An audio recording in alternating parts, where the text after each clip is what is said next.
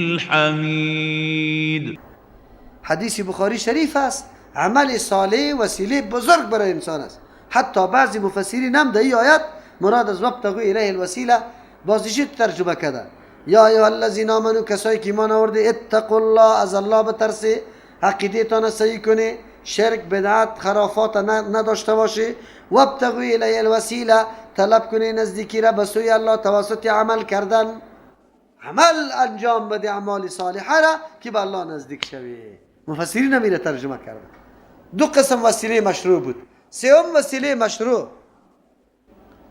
ایمان خود وسیله کردن به سوی الله. آیات قرآن کریم الله نقل قول بزرگان میکنه. ربنا اننا آمنا، پروردگار ما خو ایمان آوردیم، فاکتبنا مع الشاهدین. ساحرایی که فرعون طلب کرده بود و ما که وقتی دید حالت معجزه موسی علیه السلام زود افتادن به سجده، اعلان کردن که ما به رب موسی و هارون چی کردیم؟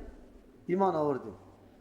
فرعون که هر چی تهدید میکنه که ماندنی تا نیستن، گفته دنیا چیزی که فیصله سر ما میتونیم، اما موضوع آخرت ما در اختیار تو نیست.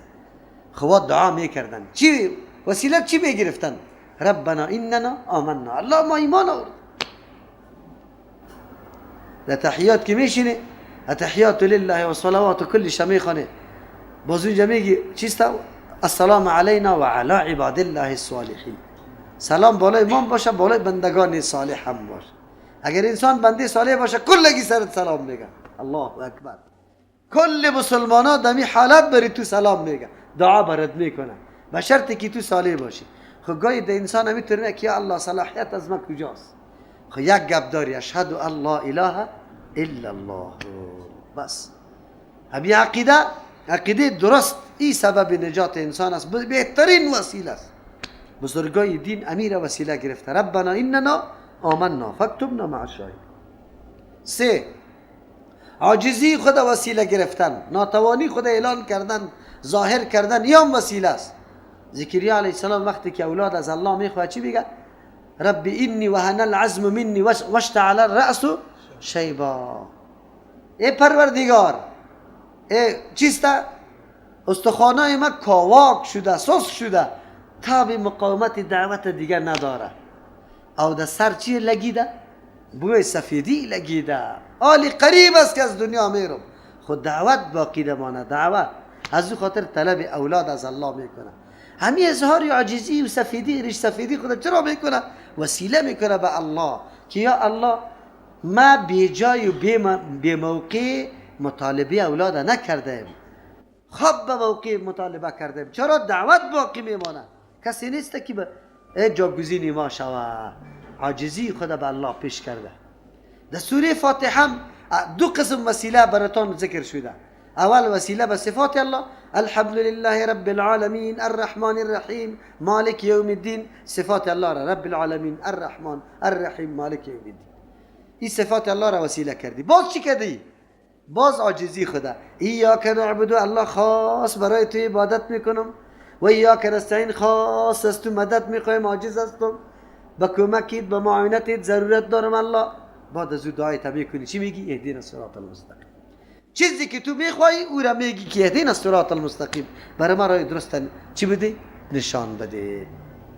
این را میگه وسیله مشروع توسط چی بود؟ اظهار عاجزی. پنجم قسم وسیله طلب دعا از زنده. دیگه کس بگی که برای ما دعا بکن. پیغمبر علیه السلام حدیثش است که اسرع ترین دعا کدام دعاست؟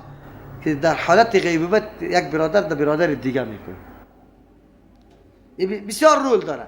پیغمبر علیه السلام عمر رضی الله طرف عمره میرفت، پیغمبر علیه السلام از عمر رضی الله دعا طلب میکنه که مرا از دعا فراموش نکنی.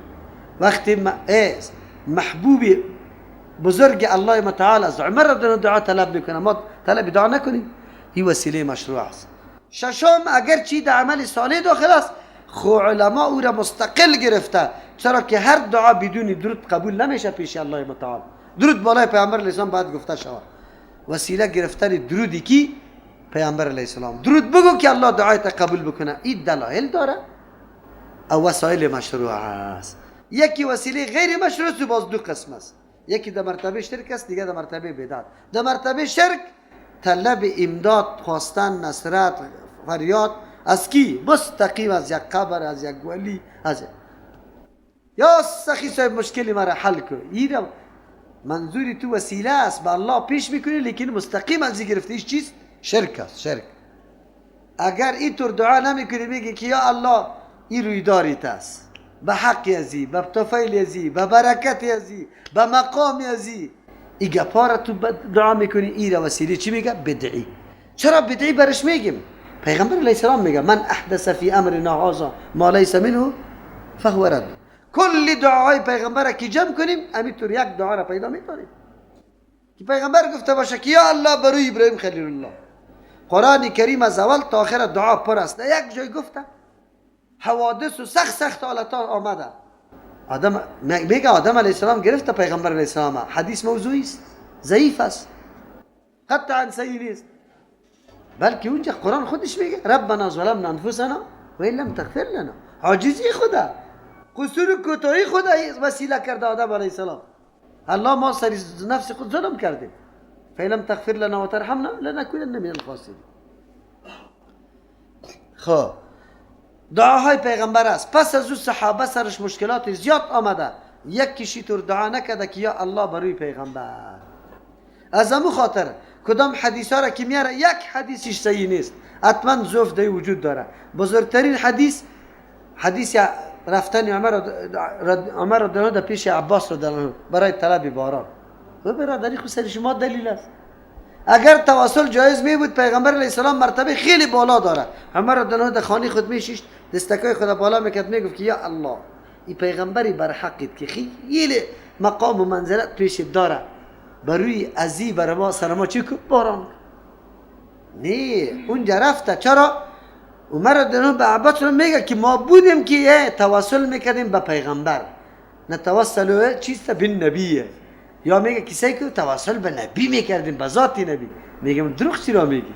هر دفعه که صحابه پیش پیغمبر آمده چی کرده؟ دعا کرده. خود صحابه تو نگفته که یا الله بروی پیغمبر باران کن، آمده از پیغمبر طلب دعا کرده. پس از عباس رضی الله چی میکنه؟ طلب دعا میکنه. این تواصل به ذات نیست. حدیث عثمان ابن حنیفه میگه این کلش یک کشام در مرتبه قوت قرار نداره او نیسته. هیچ ما بس اوقات میگم که ضرورت نداریم که بحث بکنیم. یک نفر یک دوست است، استاد است، 2 دانه راه رفته، از رای چیستم ارزان قیمت میرم، از رای کارتینو میرم، از رای پلی چرخی میرم. یک نفر برای میگه از رای پلی چرخی میری هیچ چیزی آب نیسته، صفا سرک است. از رای کارتینو داده میرایت اینجا دوست دست، اونجا دوست دست، اونجا. امی آدم در کدام را بره؟ در رای که صاف باشه، هیچ مزایقه، نه غلط شوی، نه خطا شوی، نه کسی تو را آزار اذیت بده. امو را میگیریم یا نمیگیریم؟ میگیریم. هیچ از رای کارتینو نمیرم. وقتی که الله متعال مرا مامور ساخته که ولله الاسماء الحسنى فادعوا بها، و مرا امر کرده که برای الله اسماء الحسنى است و طلب دعام توسط اسماء الحسنى بکن. چی ضرورت دارم که به حق فلانی و به حق فلانی؟ ضرورت دیگه ما میمونه ها که رواست یا ناروا، هیچ ضرورت برش نمیمونه. لیکن این مبتدعین همیشه اینمی دعایشان است. به حق فلانی باز و فلانی کی است؟ تو خاتمه شدیده ای؟ اگر یک کسی دعا به اصحابی که بشارت جنتش در دنیا داده شده نامی از واره بگه که به حق فلانی یا به تفعیل برکت فلانی یک راه خدا را لا اقل در دنیا بشارت جنتش داده شده، ای تو که سلسله را شروع کردی، سلسله کی را؟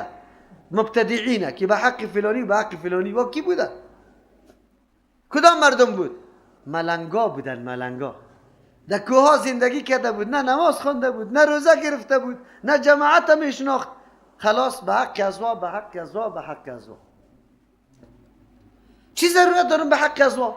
اما دعا را میکنم که در قرآن موجود است، اونو دعاها را میکنم. و دعا را میکنم که بس حدیث صحیح پیغمبر مجموعه اذکار و دعاهای پیغمبر برای ما منقول است یا نیست؟ آلیونه به شکل کتاب خرد موجود است. الحمدلله. ای که ما یکمی تغافلی میکنیم، پشت ثوابه و پشت همین نظم زندگی خود مطابق دستور الله نمیگردیم، وگرنه همه وسایل برای ما و شما چیسته؟ آسان آماده شد. چی میکنی که ضرورت آلی تواصل میکنی؟ الا تواصل به ذوات فاضله درست است یا نه؟ مفتی شفیع صاحب الله غریق رحمت کنه شه، علمای دیوبند نیست، علمای دیوبند در سه مسئله سخت خطا شده. یکی در تصوف، اینقدر در تصوف غرق رفته و امی بزرگایشان یک رقم کلمات نوشته کرده که پرسان نکن. اشرف علی طحانوی نوشته میکنه رحمه الله، الله برش رحمت کنه، در کتاب خود در مورد امداد الله مهاجر مکی که برش میگه، او پیرش است، گفت یک مریدی از این طرف حج روان بود، قطعی مردم دیگه در کشتی سوار بودن، یک جای کشتی طوفانی شد، قریب در غرق شدن شد. مردم صدا کردن که چی کنیم چی کنیم. امین مریدی ما امداد الله صاحب گفت یک چیزی بکن که ولی غرق میشیم. گفت یک دفعه صدا کرد پیری خود امداد الله صاحب که در هندوستان بود. وقتی که آواز داد امداد الله صاحب، امداد الله صاحب رفت کشتی را همینطور شانه را ورداشت، کشتی را پس برابر کرد. سبا که اینجا مریدی که در هندوستان است، برای مرید میگه که پشتی برا بی که چیست کمی دامنه که بلند میکنه که پشت یک دم خراشیده زخمی شده. از پیش سوال میکنه که کجا تو خونه برآمده از خانه کجا چی شده؟ گفت پشتی گپ نگرد. نه که برای من نگوی ماندنی نیستم پیر صاحب. گفت فلانی پیربایید رو میشناسه، یعنی یک کسی دیگه هم که تو آری مریدیم است. او گفت در حج روان بود، کشتیشان در فلان بحر قریب در غرق شدن بود، برای ما آواز داد، رفتم و کشتی را که زور کردم کلش زخمی شد. چیزایی را امی علما نوشته کرده که به الله قسم خنده طفل میه. علمای دیوبند خوب متقی مردم بودن، خوب خدمت ها کرده، خوب مجاهده کرده، خوب تعلیم و تدریس کرده، اما در تصوف خطا، غرق تصوف چیزای واهی را نوشته کرده که پرسان نکن. دوم تقلید، که میرن تقی عثمانی صاحب حیات دارنی الله عمر برش بده امرای هدایت، در مورد تقلید رساله نوشته کرده که کلی دلایلش جمع کنی، یک طالب العلم که بدی یک سند شده نمیتونه برای تقلید. بیچاره ما ایران ماندم که یا خود گشت و گذار جهانی هم داره، چرا باز همین موضوع را محکم گرفته؟ یقین بکو خندیت میاد. دو سوم دایی توسل. مفتی شفیع صاحب در معارف القرآن که هر جای میرسه کمی که زورک میده که هر چیزی که ذریعه نزدیکت به الله شوه، صحبت صالحام خیلی مؤثر است. پس اگر این صالحین هم چی شوه در تواصل گرفته شوه پروا نداره. چرا این گپا میزنی؟ در کجا آمده؟ در زیر آیات هم نوشته کرده بیچاره. در سه موضوع علمای دیوبند خطاست، واقعا خطاست، سند نداره، دلیل نداره. این که در ضد گیر آمده امرای چی اهل حدیث در اونجا، اهل حدیث خود در مقابل از یا بود دیگه، از او خاطر در موضوع خود در مسئله خود چی هستن؟ محکم هستن. نه محکم نشایم. حق لایق است که اتباع شوه، تابعداری شوه، ولو که آدم 100 ساله به حق تیر کرده، امروز حق برات واضح شد بعد امور تابعداری کنی، این برای انسان خوب است. از اینکه اصرار سری باطل بکنی که نه اینطور نیست. چرا؟ سند وجود نداره برای توسل. چرا؟ توسل به ذوات مردم در شرک میرسانه. مردم به قبرها رو میاره، در قبرها که رو آورد کل لگی طریقی زیارت قبر نمیفهمه که او بگه که او را وسیله بکنم، میره. خودی ما و شما دیدیم تک تک تک تک ما آمدیم. برای چی آمدیم؟ اولادم نمیشه. اولاد میدی یا نمیدی؟ اینطوری گپا میزنه. مردم از شرک مبتلا کرده به این خاطر که توسل رواست یا نارواست. خلاص هیچ ما پشتی توسل او توسل ها نمیگردیم. دعاهای قرآن همیشه دعا میکنیم، دعاهایی که در احادیث صحیح از پیغمبر صلی الله علیه و سلم چی شده؟ نقل شده. یا ایها الذین آمنو، کسایی که ایمان آورده، اتقوا الله، از الله بترسی. یعنی تمام منهیات الله را، چیزی که الله منع کرده از او خودداری بکنی، پرهیز بکنی. و ابتغوا الیه الوسیله، طلب کنی به سوی الله نزدیکی را، آن چیزی که شما را به الله نزدیک میسازه که انجام مامورات الله متعال است، این را در سر برسانه. و جاهدوا فی سبیله، خصوصا در جمله ماموراتی که شما را به الله نزدیک میسازه جهاد بکنی فی سبیلی، در راه الله. جهاد پیغمبر اسلام ضربت سنام اسلام گفته. امو قله بلندی که وهان شطور که خب نمایان است، جهاد در اسلام همونطور حیثیت داره نمایان باشه. از این خاطر به طریق علیده ذکر کرد که اگر اسلام بلندی و عزت خود میخواه، جهاد در راه الله بکنه. لعلکم تفلحون، به خاطر که شما کامیاب شوید در مقصد برسید. ان الذين كفروا، یقینا کسانی که کافر هستند نظام الله را نمیپذیره. لو ان لهم ما فی الارض، بله امروز خو برای مال و متاع دنیا تمام جنگشان است، تمام کشت و خونشان به می خاطر است. گاهی به خاطر ازی که نفت در اختیاری خود بیاره لشکرکشی ها میکنه، بهانه جویی ها میکنه. یک دفعه عراق میگه سری کویت حمله کو، باز بهانه برشان جور میشه، خودشان میاد. عجیب است. این سیاست های بیرونی را که کمی از بیرون مطالعه کنی خب باز براتان معلوم میشه کی مردم کی را میخواه کی را نمیخواه. نه طالب گم میشه و نه جنگا ها، این یادتان باشه. فهمیده؟ اون چی 2004 چی میگه 2014 این بیخی نمیره. این دمی قدر میکنه خود قلابند جور میکنه، دیگر را برای کشت خون پیش میکنه. خودش در مراکز اصلی قرار و تراسط کرده رویست. این برآمدنا نیست، یادتان باشه. اگر شما بگی که صلح میشم، نمیشه. چرا؟ اگر صلح بکنی باز شما نیروی خارجی در وطنتان میمانی؟ میمانی باز؟ نمیمانی. و میگه نه. در جای کسایی را نگاه میکنیم که تخ تو دم این گپا باشه، ما باشیم. این گپا باید باشه. یادتان باشه این سیاست هاست. خب عمیق مطالعه بکنی گپایش هست. این کلی نمی گپا جور شده و پلان شده گپاست. در تمام خلیج آمد کشتی ها را پایگاه های نظامی خود ما کمل برقرار ساخت. به خاطر چی ساخت؟ حراس داشت. اگر این آزادی در ممالک عربی فعل، کدام احساسی که در ممالک عربی فعلی است، به ممالک عرب سابق خو بود. خو میفهمید؟ نه در کدام جای مدرسه داشت، نه پانتون داشت، نه دعوت داشت، نه کتاب توزیع میکرد، نه کسی را میپذیرفت از ممالک. پسان یک احساس امرای مردم پیدا شد که ما پانتونا داشته باشیم، از مملکت اینجا تربیه شود، دعات تربیه شود، پس در ممالک خود برای دعوت بده، ما در هر جای مسلمانان را تقویت کنیم. اینطور بهانه را جور کردن. الله عراقی نیست صدامی بدبخته چی کرد؟ برش گفت که برو کویت خود جزیت است میگیشه، حمله کی کرد؟ نیستی. بهانه برشان جور شد. ما کمال آمد در خلیج نیروها را. چرا؟ صدام آنقدر قوت داد، اینطور باو جور کرد، ممالک عربی اینطوری میشد. مجبور بودن که از ترس صدام پناه به کی ببرن؟ به قوت‌های غربی. اون قوت‌های غربی جای به جای، حالا یک نقطه حساس نیست که پایگاه‌های نظامی غرب در اونجا موجود نباشه. کنترل میکنه. یک نفری با احساس که در این ممالک پیدا میشه ماندنیش نیست. القاعده گفته دوانده. تو حالی پانتون جور میکنی؟ تلویزیون افغانستان هم یک وعده تلویزیون اینجا جور شدنش بود. کجا شد؟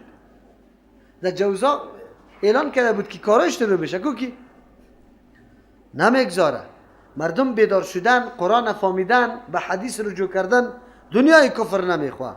این جنگا منگایی نمیتونی ادامه پیدا میکنن. شما یک مطالعه داشته باشی، باز انشاءالله این ترجمه شاهد است.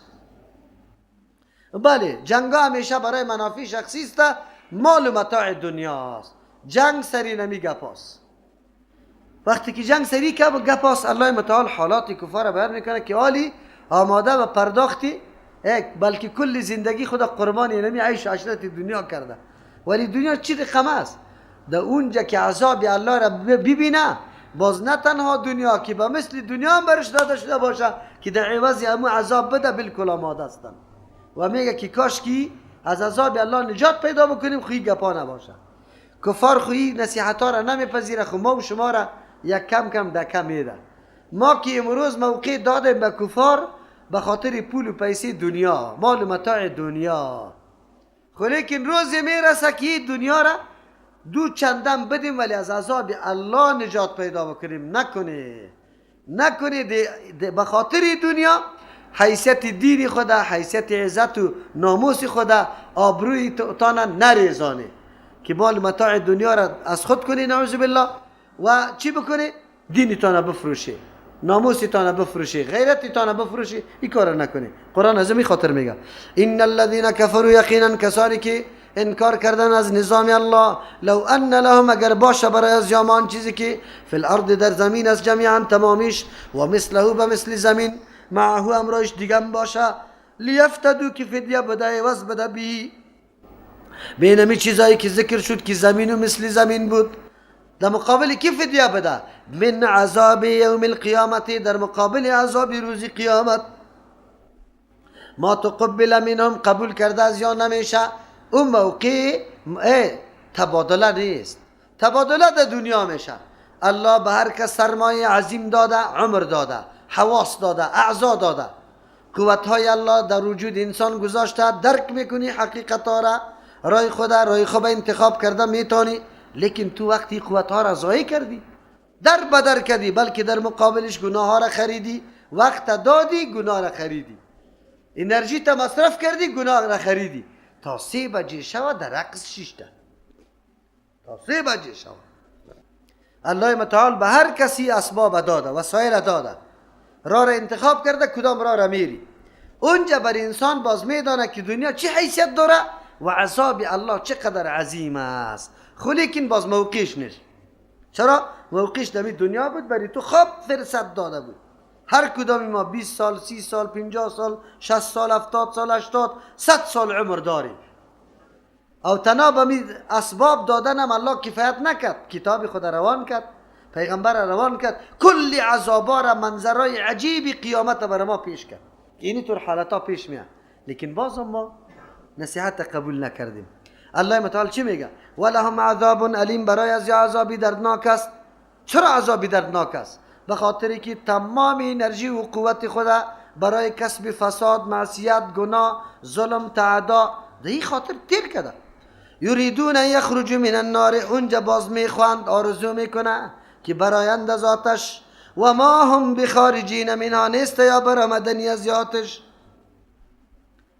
برآمدن نمیتونه ولهم عذاب مقیم برای از عذابی دائمی است موقت عذابان است همیشه تبدیلی مبدیلی نمیه بله گاهی تغییر در نوع عذاب میشه خو لیکن دیگه عذاب دائمی است والسارق والسارقة فاقطعوا ایدیهما جزاء بما کسبا پیش هم مسئله قطاع طریق بود بله اگر کسی دزدی میکنه ایم امن خراب میکنه مردم آرام در خانه خود خو نمیکنه یک دزد که در محله پیدا میشه تمام میشه و کل مردم بیخو میباشه که الله دزد پیدا شده الله متعال میگه نه دانه سرطان که در وجودت پیدا شده از بین ببرشه عملیات کشه که مکمل ختم شود نگذارشه او را بگذاری سبا دیگه جای سرایت میکنه از بین ببر والسارق والسارقة مرد دزد و سارقة زن دزد فاقطعوا قطع کنی ایدیهما دستایشان